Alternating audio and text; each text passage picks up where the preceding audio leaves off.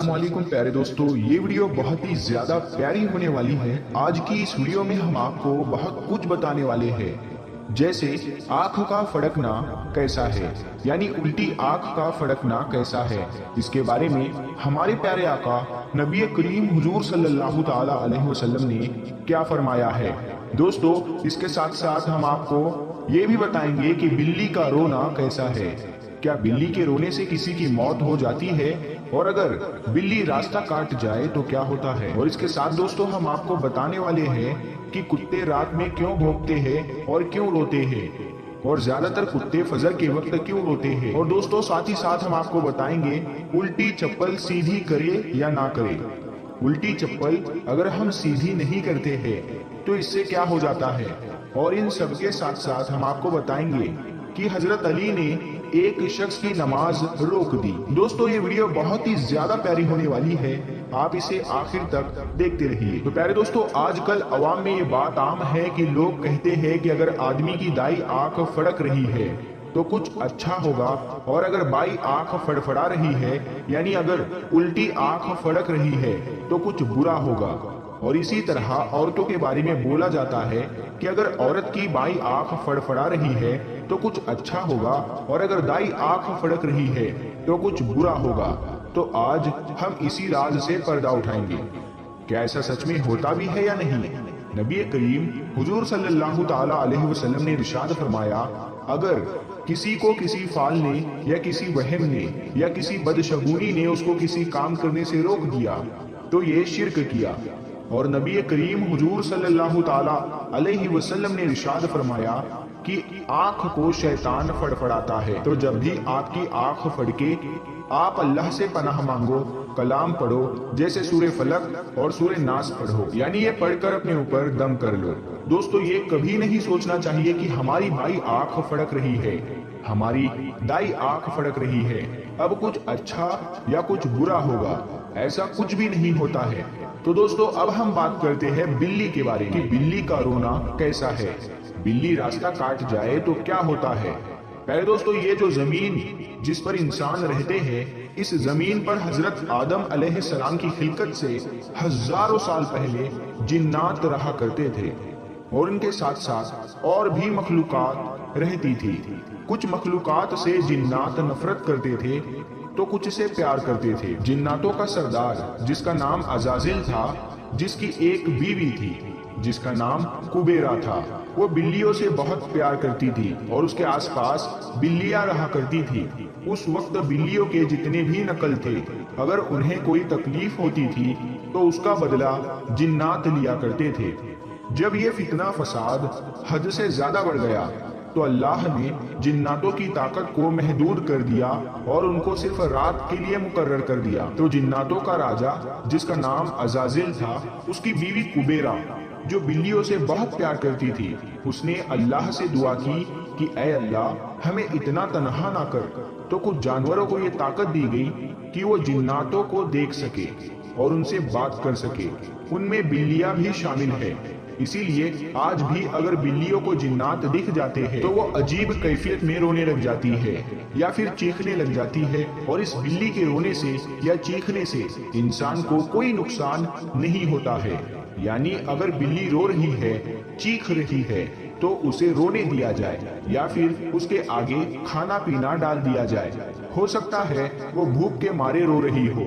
تو دوستو اب ہم بات کرتے ہیں کہ بلی کے راستہ کاٹنے کے بارے میں۔ بلی اگر راستہ کاٹ جائے تو کیا ہوتا ہے۔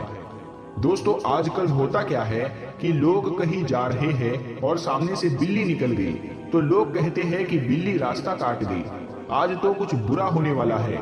اس راستہ کاٹنے کو اتنی اہمیت دی جاتی ہے کہ بعض لوگ وہیں پر ٹھہر جاتے ہیں، رک جاتے ہیں اور کچھ دیر رک کر آگے جاتے ہیں، اور بعض لوگوں کو یہ بھی کرتے دیکھا گیا ہے کہ وہ اپنا کام کرتے ہی نہیں ہیں، یعنی جس کام کے لیے وہ باہر آتے ہیں اس کو کرتے ہی نہیں ہیں، اور کہتے ہیں کہ آج تو شگون خراب ہو گئے، یعنی آج بلی نے راستہ کاٹ دیا۔ تو دوستو ہم آپ کو بتا دیں کہ ایک دم جاہلوں والے خیالات ہیں، یہ ہم مسلمانوں میں علم کی کمی ہے۔ تو اسلام میں ایسا کچھ بھی نہیں ہے، بلی نے راستہ کاٹ دیا وغیرہ وغیرہ۔ ہم مسلمانوں کو اس طرح کے خیالات نہیں رکھنا چاہیے۔ تو دوستو آپ کو پتا چل گیا کہ بلی کے راستہ کاٹنے سے کچھ نہیں ہوتا ہے، اگر بلی سامنے سے گزر جائے تو بھی آپ جہاں جا رہے ہیں وہاں جا سکتے ہیں۔ دوستو اب ہم بات کرتے ہیں کتوں کے بھونکنے کے بارے میں، کہ کتے رات کے وقت کیوں بھونکتے ہیں اور روتے ہیں، اور فجر کی اذان کے وقت کتے کیوں بھونکتے ہیں۔ دوستو اللہ نے کتوں کو ایسی طاقت دی ہے جو ہم انسانوں کے پاس نہیں ہے، جبکہ اللہ نے ہمیں یعنی انسانوں کو اشرف المخلوقات بنایا ہے، یعنی سب مخلوقات میں افضل بنایا ہے۔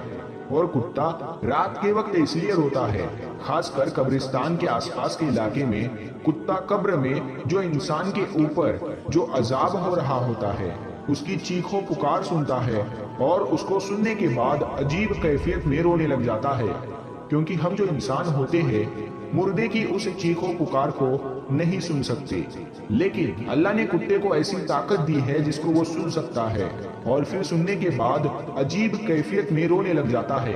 تو اب ہم بات کرتے ہیں فجر کے وقت کتا کیوں بھونکتا ہے۔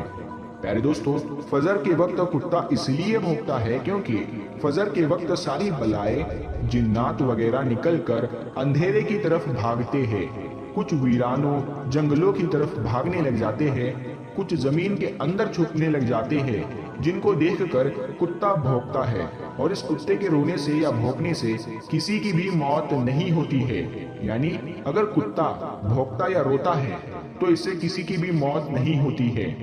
البتہ اتنا ضرور ہے کہ یہ جو گدھے وغیرہ رینگتے ہیں ان کے بارے میں یہ ہے کہ یہ شیطان کو دیکھ کر رینگتے ہیں، تو جب آپ یہ آوازیں سنیں تو آپ لاحول پڑے۔ تو پیارے دوستو اب ہم آپ کو بتاتے ہیں الٹی چپل کے بارے میں، کہ الٹی چپل کو سیدھی کرے یا نہ کرے، اگر نہیں کریں گے تو کیا ہو جائے گا۔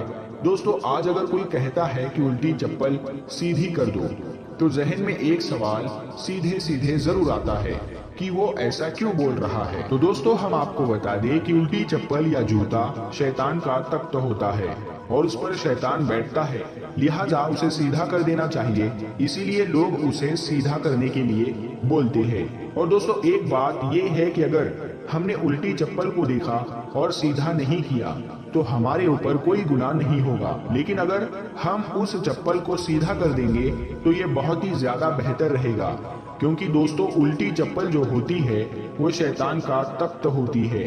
اگر ہم الٹی چپل کو دیکھ کر بنا سیدھے کیے ادھر سے نکل جائیں گے اور یہ سوچیں گے کہ ہم نے سیدھا نہیں کیا تو یہ بات سچ ہے کہ ہمارے اوپر کوئی گناہ نہیں ہوا، لیکن دوستو یہ بھی ایک دم جاہلوں والی بات ہے کہ جس چیز پر شیطان کا تخت ہے اسے ہی بھلا ہم نے سیدھا نہیں کیا، لہٰذا الٹی چپل یا جوتے کو سیدھا کر دینا چاہیے۔ دوستو اب ہم آپ کو بتاتے ہیں حضرت علی کا واقعہ۔ جب حضرت علی نے ایک شخص کی نماز روک دی، ایک شخص کافی دنوں سے مسجد میں بیٹھا تھا اور دن رات نماز پڑھ رہا تھا، کچھ ایام گزرے تو حضرت علی نے حضرت سلمان فارسی سے پوچھا کیا یہ شخص اپنی بیوی بچے نہیں رکھتا جو ان کے پاس جاتا نہیں؟ تو حضرت سلمان فارسی نے فرمایا یا علی یہ شخص گھر تو رکھتا ہے لیکن گھر کا احساس نہیں رکھتا۔ میں نے 2-4 مرتبہ کہا بھی کہ اے بندہ خدا جاؤ تھوڑی دیر گھر کی خبر لے آؤ، لیکن یہ کہتا ہے کہ میں نے اپنا گھر بیوی بچے سب اللہ کے لیے چھوڑ دیے۔ اب اس کے بیوی بچے اور ان کے بوڑھے والدین کا خیال اس شخص کا چھوٹا بھائی رکھتا ہے، وہ بڑی مشکل سے اپنا گھر چلا پاتا ہے۔ اتنا سن کر حضرت علی جلال میں اس شخص کے قریب گئے، وہ قیام کی حالت میں تھا۔ حضرت علی نے اس کا ہاتھ پکڑا اور کہا رکو۔ اس نے کہا یا علی مجھ سے کوئی غلطی ہوئی ہے؟ تو حضرت علی نے فرمایا کیوں نماز پڑھ رہے ہو، کیوں اللہ کی عبادت کر رہے ہو؟ اس نے کہا یا علی میں اللہ کو راضی کرنے کے لیے نماز پڑھ رہا ہوں۔ تو حضرت علی غضبناک ہو کر فرمانے لگے اے بدبخت، تمہاری اس عبادت سے تمہارا خدا راضی نہیں، یہاں تم عبادت کر رہے ہو اور ادھر تمہارے ایک ایک ذکر اور سجدے کا ثواب تمہارے اس بھائی کو مل رہا ہے۔ اس نے کہا یا علی وہ کیسے؟ تو حضرت مولا علی نے فرمایا کہ اللہ اس شخص کو پسند نہیں کرتا جو اپنی ذمہ داریوں سے منہ موڑ لیتا ہے۔ جاؤ پہلے اپنے بچوں کی اچھی پرورش کرو، اپنی بیوی سے احساس اور پیار کرو، अपने बूढ़े माँ बाप की इज्जत करो, उनका ख्याल रखो।